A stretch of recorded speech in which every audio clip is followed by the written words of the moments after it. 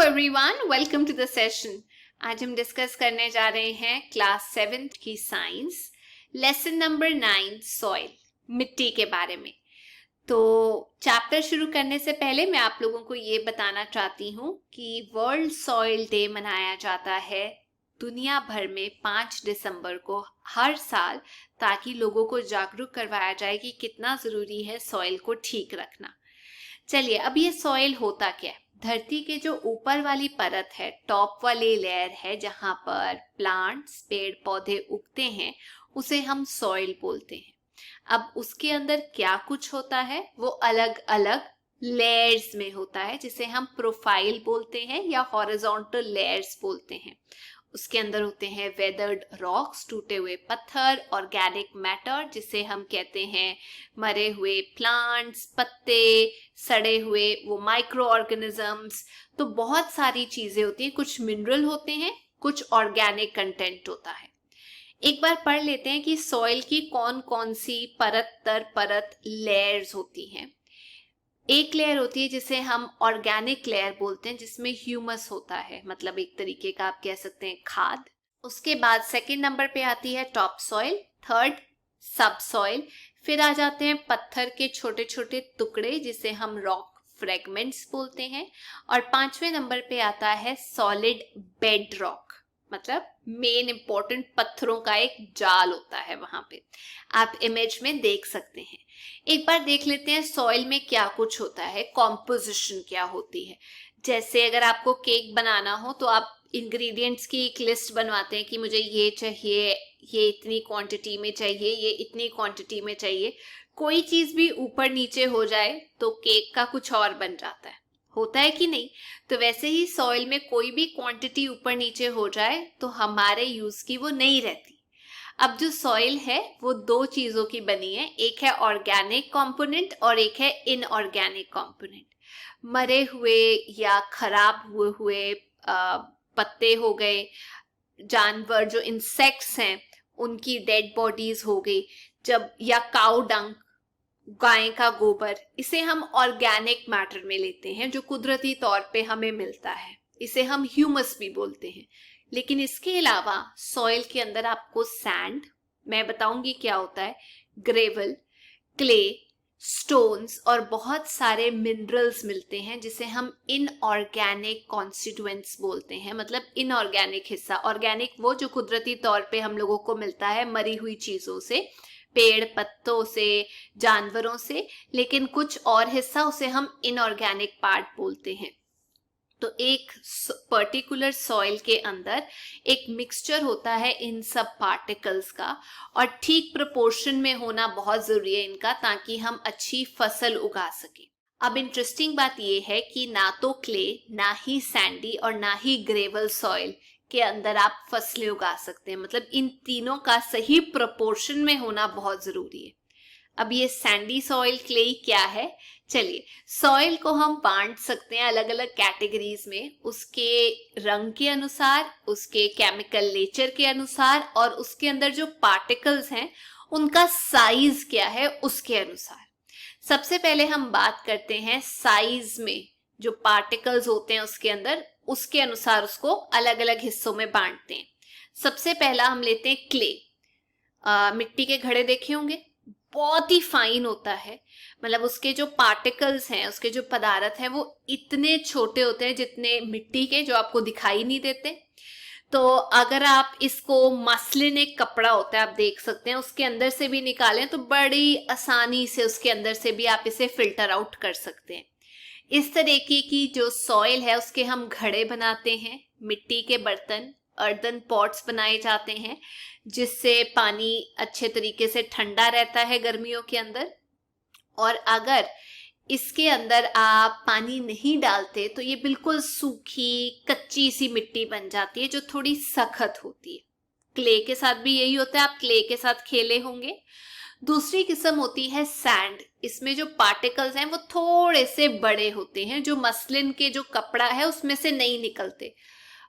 जैसे डेजर्ट में, रेगिस्तान में आपने पार्टिकल्स देखे होंगे वैसे। अब इसमें प्रॉब्लम क्या होती है? क्लेई सॉइल में तो मैंने आपको बताया अगर पानी ना हो इसके अंदर तो बिल्कुल ही सूख के हार्ड हो जाता है, है कि नहीं? तो ऐसा तो हमें सॉइल नहीं चाहिए। बट अगर हम सैंडी सॉइल की बात करें तो ये तो पानी को पकड़ ही नहीं सकता, ऐसे करके निकल जाता है उसमें से सारा पानी। अच्छा, तीसरा हो गया ग्रेवल। अब ये जो ग्रेवल होते हैं इसमें बड़े बड़े पार्टिकल्स होते हैं जो आप हाथ से उठा सकते हैं, तो कपड़े की बात तो छोड़ ही दो, वहां से तो निकलेंगे ही नहीं। इवन छन्नी के साथ अगर आप अलग करो तो भी नहीं निकलते। तो चौथी कौन सी कैटेगरी होती है? उसे हम बोलते हैं बेहतरीन कैटेगरी, जिसको हम इस्तेमाल करते हैं फसलें उगाने के लिए। जी हाँ दोस्तों, मैं बात कर रही हूँ लोमी सॉइल की। तो लोमी सॉइल होती है जिसके टेक्सचर में आप देखेंगे क्ले और सैंडी के बीच का साइज आता है। मतलब ना तो वो बिल्कुल छोटा होता है, ना सैंड जितना बड़ा होता है, बीच का साइज होता है, उसे हम लोमी सॉइल बोलते हैं। तो मैम, ये तो आपने साइज के हिसाब से सॉइल को अलग अलग कर दिया। अब ये केमिकल नेचर क्या होता है? अरे वो एसिड, बेस और सॉल्ट के बारे में नहीं पढ़ा था? तो उसी को तो हमने सॉइल के अंदर मिलाना है। एसिडिक सॉइल वो जिसके अंदर आप ये कह सकते हैं एसिड ज्यादा है। तो ठीक कैसे किया जाए? वो फर्टिलाइजर्स, वो मिनरल्स जोड़ दो उसके अंदर जिससे उसका जो पीएच लेवल है या उसका जो एसिड है वो कम हो जाए। आपको पता है पीएच स्केल पे एसिड और बेस का एक लेवल होता है। तो जो पीएच स्केल है उसमें एसिडिक चीजें 1 से लेके 6 के बीच में आती हैं। एल्कलाइन यानी बेसिक चीजें 8 से लेके 14 के बीच में आती हैं।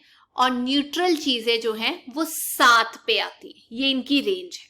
अगर कोई एल्कलाइन सॉइल है, कहने का मतलब कि उसके अंदर सॉल्ट ज्यादा है, जैसे सोडियम, पोटेशियम, मैग्नीशियम, कैल्शियम।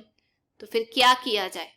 जब वो पानी के अंदर मिलते हैं तो वो अल्कलाइन सोल्यूशन देते हैं, बेसिक सोल्यूशन देते हैं। जैसे एसिडिक वाले में अगर पानी डाला जाए तो एसिडिक सोल्यूशन आ जाएगा। तो अल्कलाइन में क्या किया जाए? हमें ऐसे फर्टिलाइजर्स डालने हैं उसके अंदर जो कि पानी के अंदर मिलके एसिड का काम करे, ताकि अल्कलाइन सोल्यूशन जो है वो कम हो जाए मात्रा में। तो पीएच जो है अल्कलाइन सॉइल का वो होता है 8 से लेके 14 तक। तीसरी कैटेगरी न्यूट्रल सॉइल, ना एसिड ना बेस, मतलब अल्कलाइन। तो इसको हम न्यूट्रल सॉइल बोलते हैं। ये न्यूट्रल सॉइल अच्छी होती है फसलें उगाने के लिए। इसके अंदर आप मैन्योर ऐड कर सकते हो, खाद ऐड कर सकते हो, फर्टिलाइजर्स ऐड कर सकते हो और उपजाऊ बनाने के लिए। और इसका पीएच जो है वो न्यूट्रल होता है, यानी कि 7 पे होता है। अच्छा, अब हम एक एग्जाम्पल लेते हैं। टेस्ट ट्यूब्स ले लीजिए। टेस्ट ट्यूब में आपने मान लीजिए 4-5 किस्म की आप टेस्ट ट्यूब ले लो, उसमें अलग अलग तरीके की आप सॉइल डालो और उसके बाद खुद टेस्ट करो उसका पीएच लेवल कि कितनी रेंज में आ रहा है। अगर एसिडिक है तो आपको पता है कि उसका जो रेंज है वो होगा 1 से 6 के बीच में। और एसिडिक सॉइल के अंदर अगर आप पानी डालोगे तो ब्लू लिटमस रेड में बदल जाएगा। लिटमस टेस्ट अगर करो, और वैसे ही अगर बेसिक सॉइल के अंदर आप देखोगे अल्कलाइन के अंदर, तो उसमें जो रेड कलर है वो ब्लू में बदल जाएगा लिटमस पेपर का, और न्यूट्रल के अंदर तो कोई कलर आएगा ही नहीं।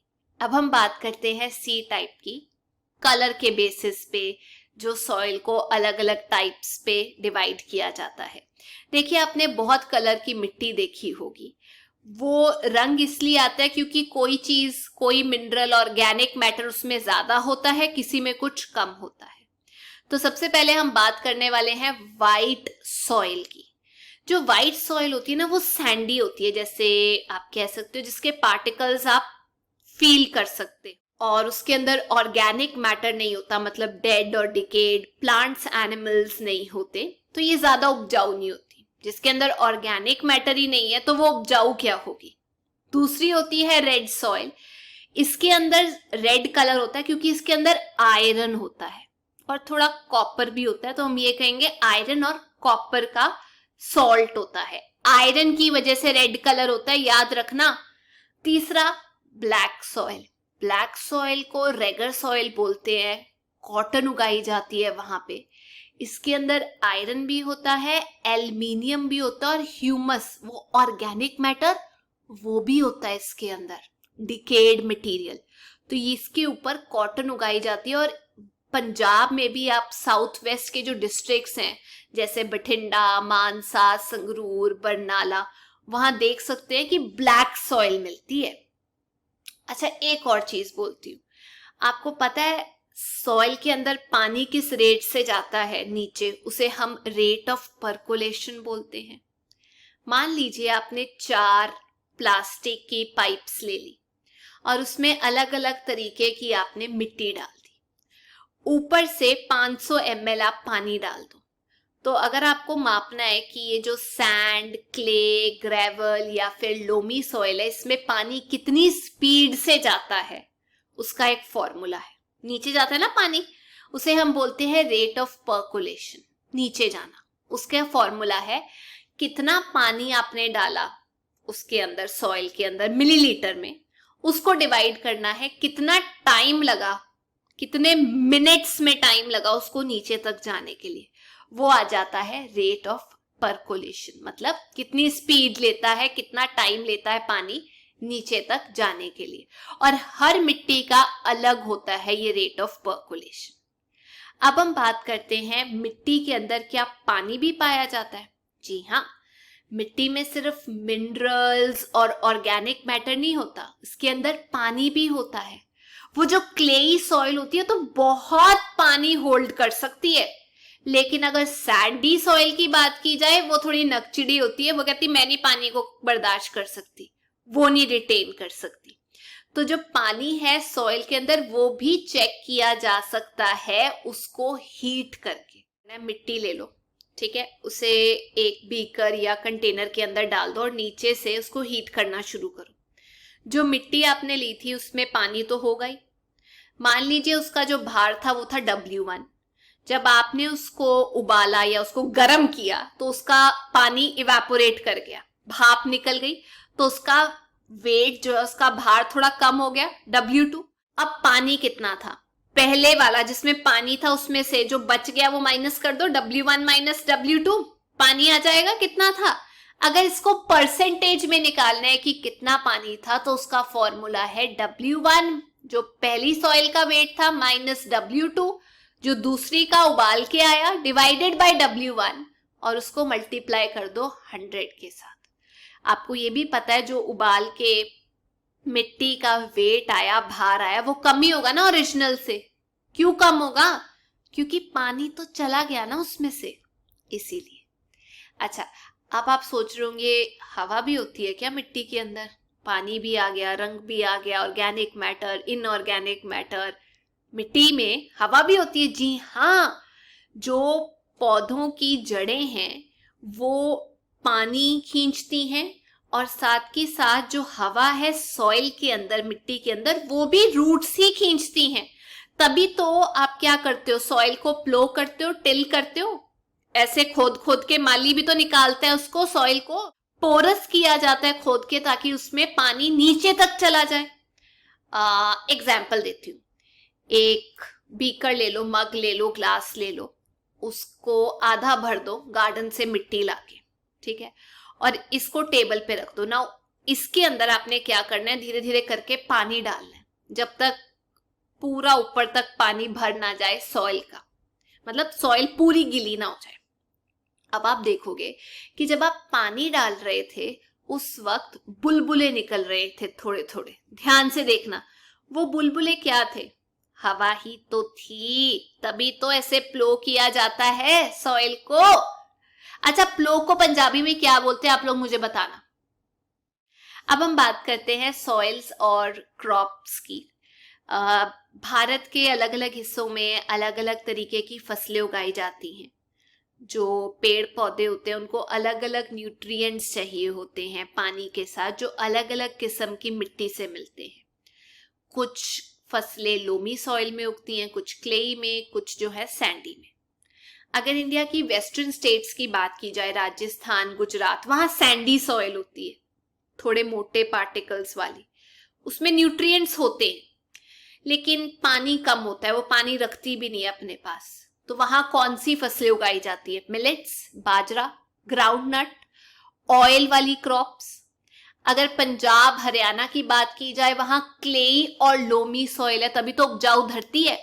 वीट, मेज, पैडी यानी कि राइस उगाया जाता है। उत्तर प्रदेश, मध्य प्रदेश में दालें उगाई जाती हैं। असम में, वेस्ट बंगाल, हिमाचल प्रदेश में आपको टी, चाय मिलेगी, वहां पे वो उगाई जाती है, क्योंकि वहां की जो मिट्टी है वो पानी जो है ज्यादा एब्जॉर्ब नहीं करती है, थोड़ा पानी निकल जाता है उसमें से। अच्छा, अगर हम कोस्टल एरिया, तट की बात करें, केरला, कर्नाटक, वेस्ट बंगाल, उड़ीसा, तेलंगाना, वहां पर पानी जो है मिल भी जाता है फसलों को, और खड़ा हुआ पानी चाहिए, तो इसीलिए राइस, पैडी उगाई जाती है। जो सॉइल है वो परकोलेट नहीं करती पानी को नीचे, यानी पानी को नीचे तक नहीं जाने देती, ऊपर पानी खड़ा रहता है। जो राइस की फसल के लिए अच्छा होता है ये वाला पानी, जो स्टेगनेंट वाटर है, राइस को हम पैडी भी बोलते हैं। अगर हम गुजरात, महाराष्ट्र और कुछ हिस्सा पंजाब, हरियाणा की बात करें, वहां ब्लैक सॉइल मिलती है जो कि कॉटन के लिए अच्छी होती है। महाराष्ट्र के ईस्टर्न डिस्ट्रिक्ट्स के अंदर आपको ऐसी सॉइल मिलेगी जिसका सल्फर कंटेंट अच्छा होता है, तो इसलिए वहां अनियन, प्याज उगाए जाते हैं। आपको पता है अनियन के अंदर भी सल्फर होता है। कई बार बोला जाता है जिनके बाल कम है वो सिर पे प्याज का पानी लगा लिया करें, तो याद रखना महाराष्ट्र के ईस्टर्न डिस्ट्रिक्ट में। अब सॉइल जो है वो कैसे बनती है और उसको उपजाऊ कैसे बनाया जाता है। देखिए, मिट्टी एक रात में नहीं बनती, सॉइल बनाने के लिए सालों साल लग जाते हैं, खासतौर पे उपजाऊ मिट्टी बनाने के लिए कुदरत अपना काम करती है। जो टॉप लेयर है वो कम से कम नहीं तो 30 से 40 सेंटीमीटर की होती है, उसे हम टॉप सॉइल बोलते हैं, और वो ही उपजाऊ धरती होती है जहां फसलें उगती हैं। अब इसको कैसे और उपजाऊ बनाया जा सके, हम लोग मैन्योर ऐड करते हैं, गाय का गोबर ऐड करते हैं, ताकि इसको सॉइल को न्यूट्रिएंट्स मिले और फसलें उगाई जा सके।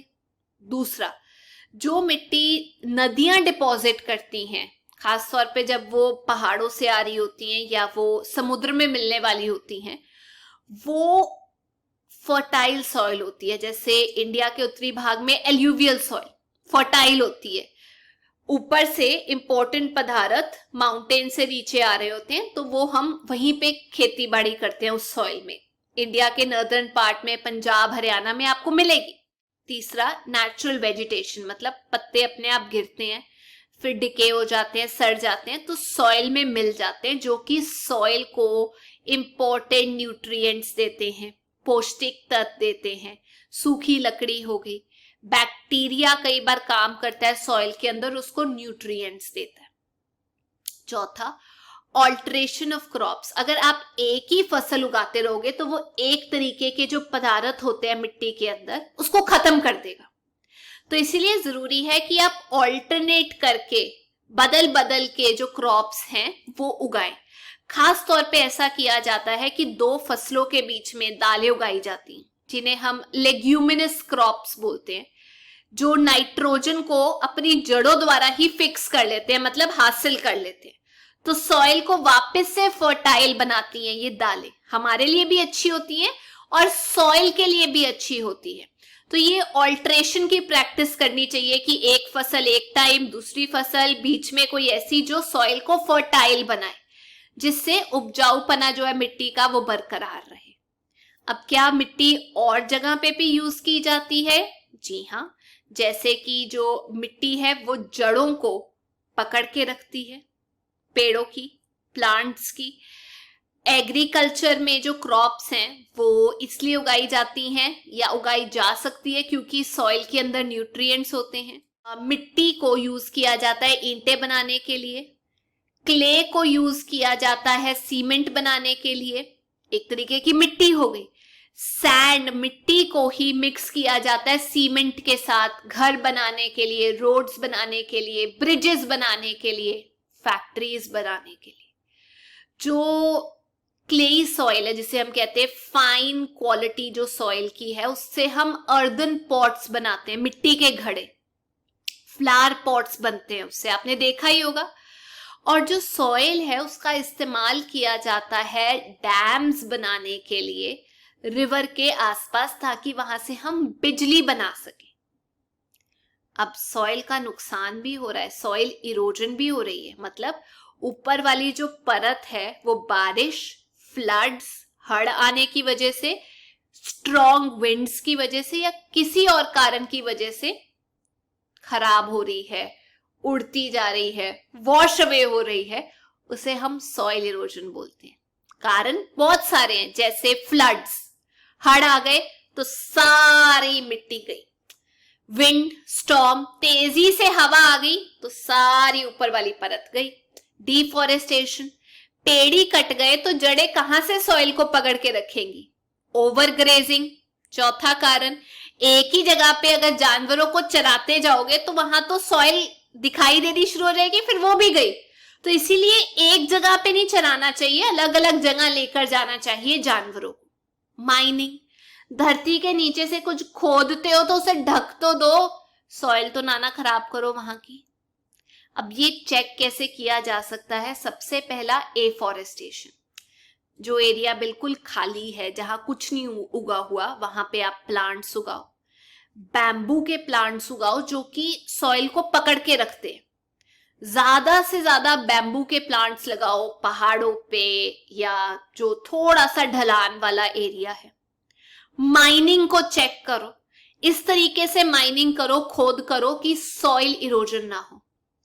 ऑल्टरनेट ग्रेजिंग, एक जगह पे जाकर जानवरों को मत चराओ, अलग अलग जगह लेकर जाओ, ताकि दूसरी जगह जब आप लेकर जा रहे हो तो पहले वाले की घास आ जाए वापस। चौथा, चेक डैम्स बनाओ, जो पहाड़ी इलाका है वहां पर चेक डैम्स बनाए जाते हैं छोटी नदियों के आसपास, जिससे वो एकदम से फ्लो से आके पूरे की पूरी सॉइल की परत को अपने साथ ना लेके जाए। पांचवा, आप घास उगा दो या एम्बार्कमेंट कर दो फील्ड की, मतलब जो खेत है उसके आसपास मिट्टी की एक दीवार बना दो, एम्बार्कमेंट, उसके ऊपर घास लगा दो, ताकि जो पानी का अगर तेज फ्लो आए, विंड आए, वो खेत से मिट्टी ना लेके जा सके। और छेवा, कंक्रीट डैम बना दो रिवर और कैनाल के आसपास, मतलब ऐसे जाला डाल के ना ऊपर पत्थर रख दिए जाते हैं उसके, ताकि इरोजन जो है कम से कम हो रिवर या कैनाल के द्वारा। आपने देखा होगा, पिक में भी आप देख सकते हैं। सॉइल को हम प्रदूषित भी कर रहे हैं, फालतू की चीजें सॉइल में मिला मिला के सॉइल पोल्यूशन किया जा रहा है। जैसे बहुत ज्यादा जब आप इंसेक्टिसाइड्स, केमिकल फर्टिलाइजर्स यूज करते हो, खासतौर पे फील्ड्स में, खेतों में, तो वो सारा पानी जो है मिट्टी में ही जाता है और मिट्टी खराब होती जाती है। दूसरा, इंडस्ट्री से जो वेस्ट निकलता है उसमें कितने केमिकल होते हैं, वो आसपास की मिट्टी को पल्यूट कर देते हैं।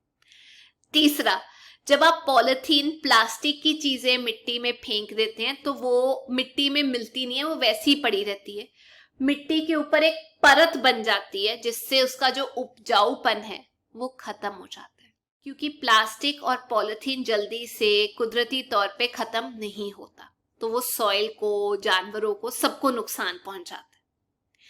तो ये थी आज की क्लास, पर जाने से पहले मैं आप लोगों से 2 क्वेश्चंस पूछना चाहती हूँ। सबसे पहला, कलर के हिसाब से किन्हीं 2 सॉइल्स के नाम आप मुझे बताइए, और दूसरा, केमिकल नेचर के हिसाब से किन्हीं 3 सॉइल्स के आप मुझे नाम जरूर बताइएगा। तो ये थी आज की क्लास। अगर आपको वीडियो अच्छा लगा तो please make sure you like, share and subscribe. हम फिर मिलेंगे, till then take care, bye bye.